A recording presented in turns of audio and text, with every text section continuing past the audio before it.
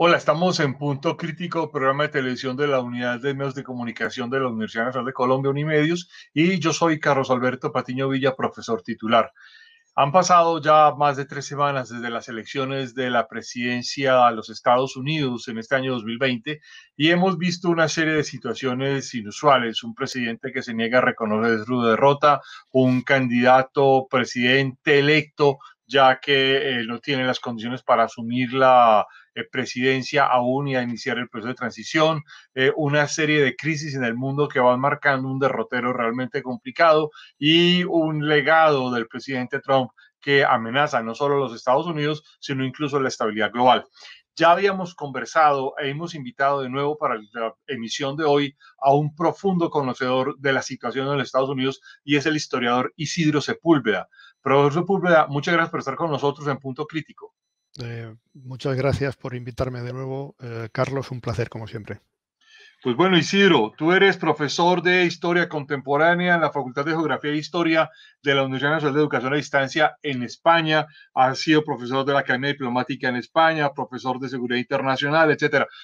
¿Cómo ve uno desde afuera, luego de haber estado adentro en Washington durante varios años, la política de los Estados Unidos hoy? ¿Qué está pasando? ¿Qué es lo que sucede por dentro?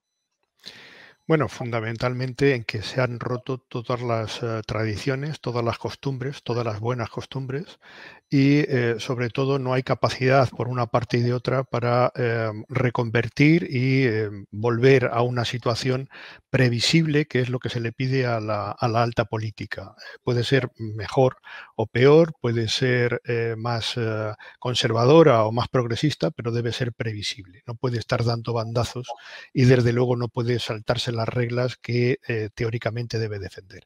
Y desde luego lo que ha ocurrido en Washington es que el comandante en jefe, el máximo responsable de la situación, en lugar de estar guardando el fuerte, lo que ha hecho es prenderle fuego. En ese contexto ha sido inusitado esta insistencia de Donald Trump, que a veces parece ser una especie de juego entre infantil, un montón de cinismo y mucho de ignorancia en insistir en que ganó las elecciones, en insistir por una vía de demandas que incluso ya varias, digamos, que empresas de abogados que estaban en el asunto de demandar han abandonado digamos, esta encomienda legal. ¿Cómo entender este empecinamiento? Bueno, son tres razones fundamentales. Primero, el impacto que ha tenido la estrategia de Trump negando evidencias y mostrando realidades alternativas, no en la campaña electoral, sino a lo largo de todo su mandato. Comenzando por el mero hecho de contabilizar los asistentes a su toma de posesión, en el cual ya se inventó que había sido la más numerosa de la historia o que él había ganado de una forma aplastante, cuando en realidad perdió en voto popular. Desde luego, lo que le ha servido para mantenerse en unos límites de popularidad muy altos a lo largo de todo su mandato, evidencia un cambio en la población de Estados Unidos, en el electorado de Estados Unidos, donde la razón, donde el sentido común, donde la verdad importa muchísimo menos que la contundencia con la que se muestren algunas opiniones y la persistencia, la capacidad de convicción que tienen algunos individuos. En este caso, no es una cuestión de indicar si la gente es más inteligente o más necia, pero desde luego lo que sí se evidencia es un rechazo hacia el sentido común, hacia la persecución de la verdad y, por supuesto, lo que brilla por su ausencia de forma absoluta es el espíritu crítico. Dos detalles importantes. Uno es que ganó Joe Biden, ganó con una mayoría de votos populares, ganó con mayoría notoria en el colegio electoral, pues, pero no arrasadoramente como se esperaban por muchas encuestadoras y por los medios. Y el presidente Donald Trump sacó 10 millones de votos más que en el año 2016. ¿Cómo se interpreta? Bueno, por el éxito precisamente de esta campaña, el apoyo de algunos medios y desde luego el, el atesoramiento que ha realizado y la patrimonialización que ha realizado del Partido Republicano, en el cual no hay en este momento nadie que se atreva a alzar la voz en contra de Trump y de aquellos máximos presupuestos que ha mantenido a lo largo de toda su presidencia. Lo malo no es el presidente Trump, lo peor es los 71 millones de votantes que hay detrás. Las razones por las que lo votaron y lo han vuelto a votar aún más, y el escenario político, social y muy de fondo económico que hay detrás de esta elección. Hay que recordar que no ha habido ningún candidato más votado que Donald Trump en el Partido Republicano a lo largo de toda la historia. Estas elecciones han movilizado a un electorado realmente inusitado, con una tasa que no se veía desde hace más de un siglo, y desde luego ir en contra de 71 millones de votos dentro del Partido Republicano es muy, muy, muy complicado. En realidad, lo que se ha conjugado es una galaxia de gente que tiene mucho que perder, muchos desencantados, muchos opuestos al sistema, muchos que se niegan a perder privilegios, y un universo alternativo de negacionistas y de conspiranoicos que han servido de caldo de cultivo a una campaña y a un número de votos extraordinariamente grande.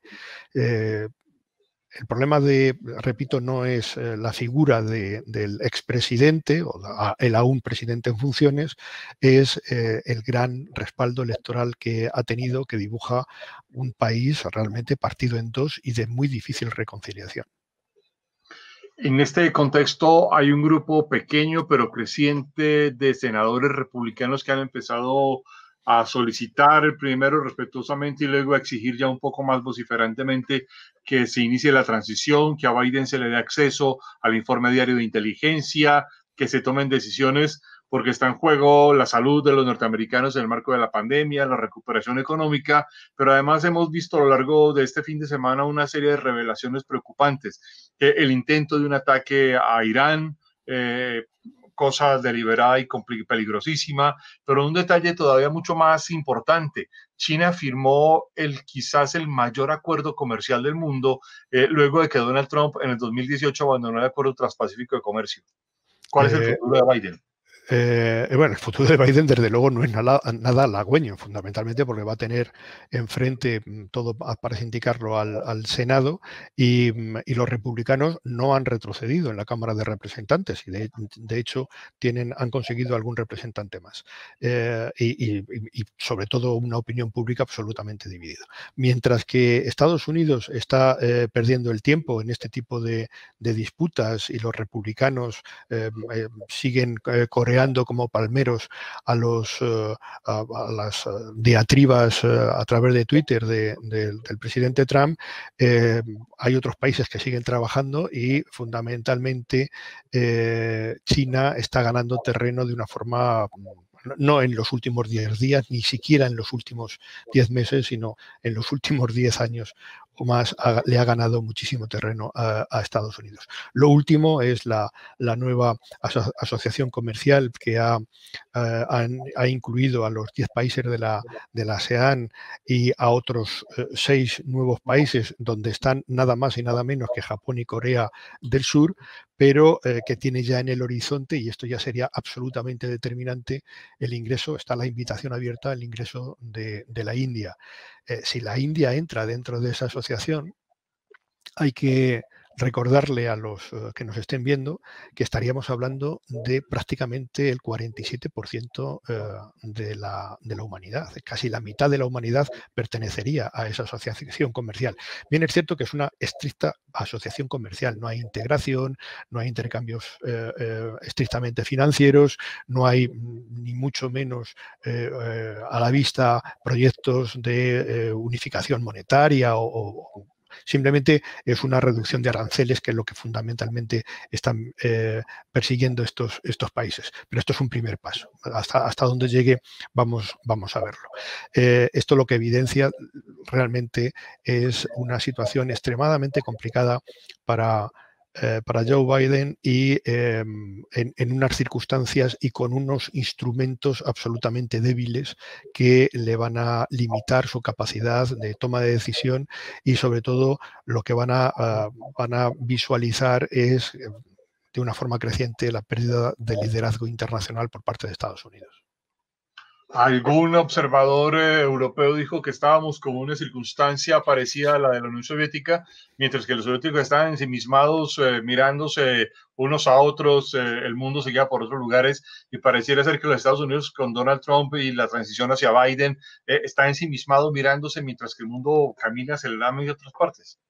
Bueno, en realidad yo creo que más que ensimismamiento, yo casi hablaría de autismo, y esto no es de los últimos cuatro años. Es decir, esto ya lleva su tiempo, y desde luego es que Estados Unidos ha tenido un siglo XXI absolutamente loco, accidentado, con una multiplicación de cambios electorales, con dos grandes guerras abiertas, una crisis colosal, ahora con una gestión absolutamente catastrófica del COVID-19, tiene un siglo XX absolutamente complicado, y esto ha profundizado corrientes que no tratan de comprender nada que no les sea agradable. Corrientes de pensamiento, posicionamientos ideológicos y toma de posición absolutamente contrarios al sentido común, que permite, que exige, que demanda y que recomienda la adaptación. Desde Darwin sabemos que los que se adaptan sobreviven y viven mejor. Estados Unidos no. Estados Unidos, desde prácticamente el principio de la administración de George Bush Jr., desde la respuesta al 11S, lo que está haciendo es una gestión absolutamente ciega sobre qué es lo que pretende, qué es lo que persigue, y sobre todo cuáles son los instrumentos que debe utilizar. Con Barack Obama la cosa se mejoró ligeramente, pero hay que recordar que mejoró cuando estaba de acuerdo con el resto del mundo. Cuando había que tomar decisiones que no estaban de acuerdo con la opinión pública general, pues las tomaba sin mayor problema. Y el tratamiento sobre la guerra en Siria fue un claro ejemplo de cómo los intereses de Estados Unidos van por delante de la opinión pública y el criterio de los gobernantes internacionales. ¿Cuáles son las tareas más urgentes de Biden que usted ve de manera concreta? Bueno, las cosas van a cambiar, y van a cambiar mucho, comenzando por la economía, que es tal vez lo más urgente, más incluso que el tratamiento del COVID y el frenar la pandemia, que es absolutamente un objetivo prioritario, pero aún más es activar la economía, y ya los analistas del equipo de Biden es lo que están dejando caer, ¿no? Una inversión pública masiva, realmente gigantesca, 2 billones de dólares que van fundamentalmente a inversión y desarrollo, a infraestructuras. Hay que recordar que Estados Unidos tiene unas infraestructuras colosales, pero la mayoría son muy antiguas. O sea, la edad media de un puente está casi por 45 años, lo cual está absolutamente desaconsejado. La infraestructura de ferrocarriles históricamente fue algo ejemplar. En este momento está claramente obsoleto. No ya China, sino España tiene muchísimos más kilómetros de trenes de alta velocidad que los que tiene solo todo Estados Unidos, ¿no? Este tipo de cosas es importante. Esta inversión extraordinaria supone 1,5 aproximadamente del PIB de Estados Unidos, que podría llegar a partir de un 0,7, se considerará extraordinaria, a partir de un 0,7 podrá tener un impacto, pero hay que recordar que, por supuesto, no estará muy lejos de estas inversiones masivas que tanto Elizabeth Warren como Bernie Sanders recomendaban, que estaban entre un 16 y un 23%. Biden lo va a aplicar de una forma mucho más serena, más racional y también muy previsible, vuelvo a lo anterior. Segundo giro importante va a ser la ecología. Aquí el giro va a ser de 180 grados y Estados Unidos no solamente tratará de volver a los acuerdos de París, que Trump fue lo primero que rompió, sino sobre todo va a hacer se va a comprometer de una forma muy concreta a dar pasos adelante para la transformación de toda la agenda energética de Estados Unidos. Y lo que va a esperar es ser un Estado modelo para que el resto del mundo gire. Y en cuanto a la agenda exterior, esto va a ser realmente también un cambio muy importante, pero no tan rápido, porque no va a ser una prioridad, y desde luego va a ser muy disímil el cambio de unas partes a otras. Por ejemplo, para Europa el cambio va a ser enorme. Donald Trump ha maltratado a los países tradicionalmente aliados, incluso ha puesto en un brete la continuidad de la existencia de la propia OTAN. Esto va a cambiar y va a cambiar muy drásticamente. Hacia América Latina se va a pasar de un desprecio contenido hacia un interés manifiesto. Y tal vez la mayor continuidad se va a establecer en China, fundamentalmente porque desmontar los aranceles no es nada sencillo. Hay que recordar que en este momento 3 de cada 4 productos que entran en Estados Unidos ya tienen una cláusula de guerra comercial encima de ellos, y desmontar esto es una baza comercial que Joe Biden no va a retirar gratuitamente. Con todo esto, que ya es muy complicado, en el escenario interior aún es más complicado, porque tiene que afrontar 3 grandes batallas históricas, tradicionales, y que tienen muy difícil manejo, que es el racismo, la pervivencia del racismo en capas amplias de la sociedad estadounidense, el mercado de armas, que ha llegado, y que además con la campaña electoral, el resultado y la oposición de Trump a reconocer los resultados se ha disparado en las últimas semanas, y luego el elemento trascendental del aborto, que se ha ideologizado, se ha vestido como un elemento divisor de la sociedad, y sobre todo por parte de las iglesias evangélicas explica que una parte importante del voto latino haya recaído en Donald Trump. Y todo esto lo tiene que afrontar Biden con un Congreso muy dividido, con una deuda pública que ya es histórica. La herencia económica que le deja Trump es absolutamente desastrosa, y, repito, con un liderazgo internacional crecientemente cuestionado. En ese contexto de cambios que usted denuncia muy claramente, ¿qué papel va a jugar la relación con la ciencia y con los científicos? Creo que este va a ser un punto fundamental de cambio con respecto a Donald Trump. Sí, va a ser un cambio fundamental, entre otras cosas, porque ya Biden ha anunciado que va a generar todo un comité de expertos, pero que va a renovar distintos comités ya existentes, que emiten periódicamente informes, pero que la administración Trump ha querido ignorar de una forma olímpica.